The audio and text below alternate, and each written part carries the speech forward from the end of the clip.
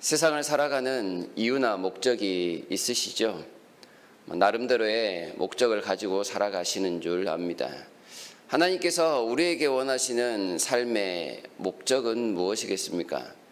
우리가 교리의 표준으로 삼는 웨스트민스터 신앙고백 소요리 문답에서는 이렇게 이야기를 합니다. 하나님을 영화롭게 합니다. 그리고 또한 그 하나님을 영원토록 즐거워합니다. 라고 말입니다. 쉽게 이야기를 하면 늘 하나님과 함께 생각하고 말하고 행동하는 삶, 그것이 우리가 이 세상을 살아가는 목적이라고 밝혀주고 있습니다. 이렇게 살아가려고 노력하시는 분들이 꽤 많을 것으로 생각을 합니다. 우리의 많은 신앙의 선배들이 이런 삶을 추구하였고 그들로부터 물려받은 신앙을 오늘 우리가 계승하면서 여전히 이런 삶을 추구하고 있습니다. 많은 사람이 이렇게 삶을 살아간 것은 이러한 삶의 원형을 보여준 분이 우리에게 계시기 때문입니다. 두말할 것도 없이 그분은 바로 우리 주 예수님이십니다. 예수님이야말로 어느 누구보다 하나님과 함께하기를 기뻐하신 분입니다.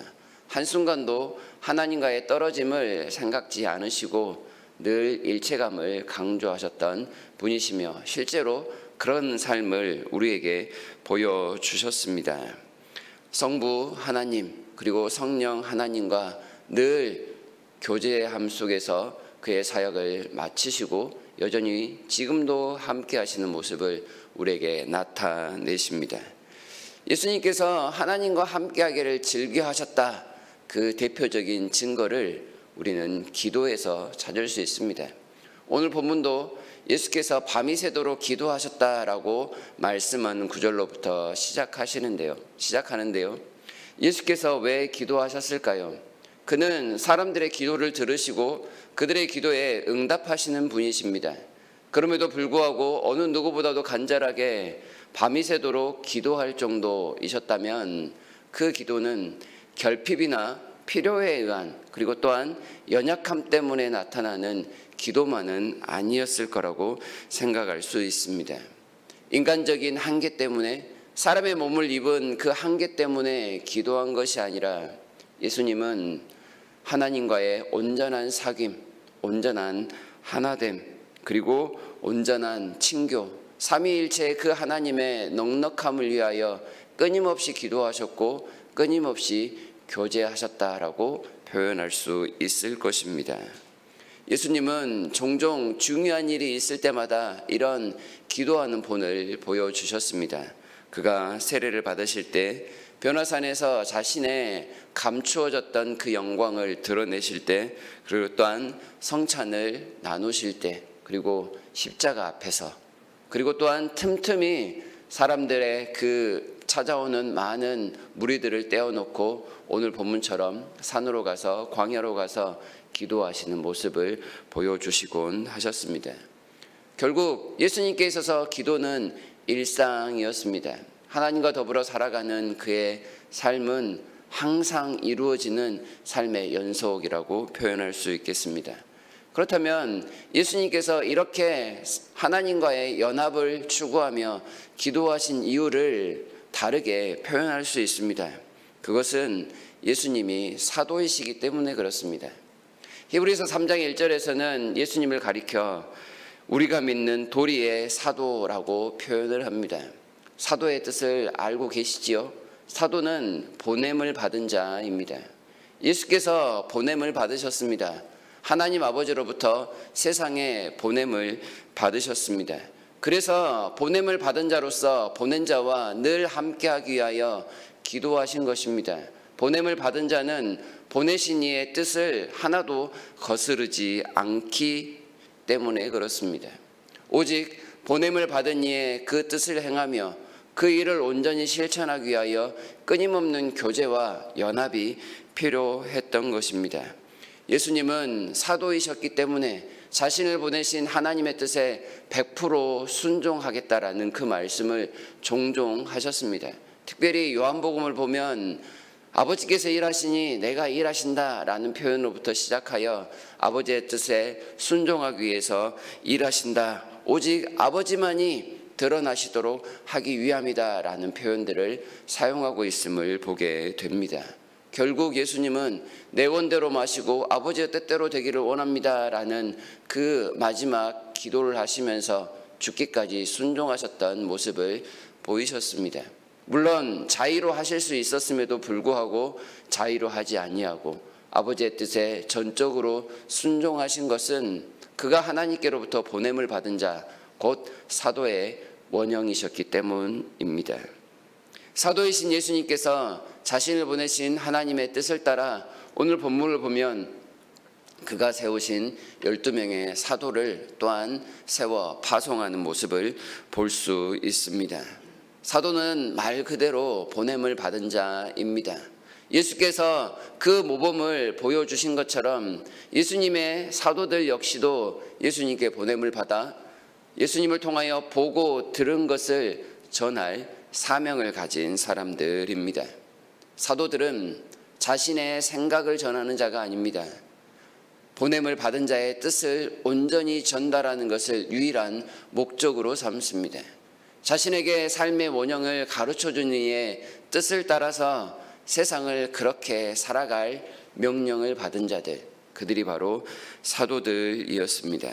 자의로 행하지 아니하고 오직 주님의 삶을 각자의 삶의 처소에서 보여주고 가르치고 나타내는 그런 역할을 하는 사람들, 그들이 사도입니다. 이 사도들은 하나님 나라를 기다리는 사람들을 향하여 파송을 받았습니다. 말씀의 선포와 병 고치는 사역은 하나님의 나라가 가까이 왔음을 나타내주는 중요한 표시들이었습니다. 하나님의 나라를 기다리느라 지금 가난해진 사람, 그리고 지금 줄인 사람, 지금 우는 자들에게 하나님의 나라가 가까웠음을 분명히 선포합니다. 또한 하나님의 나라 때문에 여러 가지로 어려움을 당하고 박해를 받고 싫어함을 당하는 사람들에게 조금만 더 참고 기다릴 것을 말씀으로 위로하고 권면하는 그런 역할들을 하고 있습니다. 또한 사도는 하나님의 나라를 부인하는 자들에게도 보냄을 받았습니다. 이 하나님의 나라를 부인하는 자들에게는 하나님의 의와 평강과 희락과는 전혀 상관없는 삶이 펼쳐질 것입니다. 지금 부요하여 하늘의 위로를 잃어버린 자들에게, 지금 배불러서 하늘의 만족함을 모르는 자들에게, 지금 웃으면서 하나님의 기쁨에 전혀 무관심한 사람들에게, 사람들의 입에 발린 칭찬에 만족하면서 지금 자신의 삶에 기뻐하는 자들에게 곧 하나님의 심판이 내려질 것을 선포하는 사람들입니다. 그러하여 그들이 회개할 수 있는 마지막 기회를 제공하는 사람들, 그들이 바로 사도들이었습니다. 하나님께서 보냄을 받은 이 12명의 사도들 가운데는 아주 특이한 이름 하나가 끼어 있습니다. 16절에 보시게 되면 예수를 팔자 가롯 유다. 예수를 배신할 유다 역시도 예수께서 사도로 세우셨습니다. 그가 어떠한 삶을 살아갈지 알고 계시면서도 사도로 세우시는 것은 더 큰 하나님의 나라의 그림을 그리시면서 하나님께서 행하신 이 일입니다. 유다의 배신까지도 하나님의 주권 가운데 있었다라는 말씀인 것이죠. 하나님 나라의 커다란 퍼즐을 맞추기 위한 악역으로서의 유다의 역할, 이 역할이 있었기에 온전한 사도이신 예수 그리스도의 그 사역이 완성되었다 말할 수 있을 것입니다. 사도들의 역할이 우리가 생각하는 긍정적인 모습만이 아니라 이런 부정적인 모습, 그리고 또한 그로 인하여 여러 가지 세상에서 억울한 일을 당할 수도 있음을 가르쳐주고 있는 내용입니다. 예수님께서 사도를 세우셨다면 그 예수님께서 승천하시면서 모든 제자들에게 특별한 명령을 내리셨습니다. 마태복음 28장 19절에서 너희는 가서 모든 민족을 제자로 삼으라. 사도행전 1장 8절에서 오직 성령이 너희에게 임하시면 땅끝까지 이르러 내 증인이 되리라 말씀을 합니다. 이 말씀은 비록 사도의 직분은 아니지만 모든 하나님을 믿는 제자들에게 내가 너희를 보내었다라는 사도의 역할을 감당하라는 뜻입니다. 우리는 이 세상을 살아가면서 누군가에게 보냄을 받은 하나님의 사도라고 표현을 해도 틀리지 않을 것입니다. 사도와 같은 직분은 아니지만 사도와 같은 역할을 하기 위하여 오늘 우리가 이 세상을 살아가고 있다라는 뜻입니다. 하나님께로부터 명령을 받아 보냄을 받아 우리의 가정에, 우리의 직장에, 우리의 삶에 여러 가지 사람들 사이에 보냄을 받았으니 우리가 해야 될 일들은 이미 정해져 있습니다. 예수님의 삶을 보고 들은 대로 전하는 사명, 그리하여 하나님의 나라가 이루어질 것을 선포하는 사명, 하나님의 나라를 삶으로 보여주는 일, 그것이 오늘 우리에게 주어진 명령이며 또한 감당해야 될 삶의 모습입니다.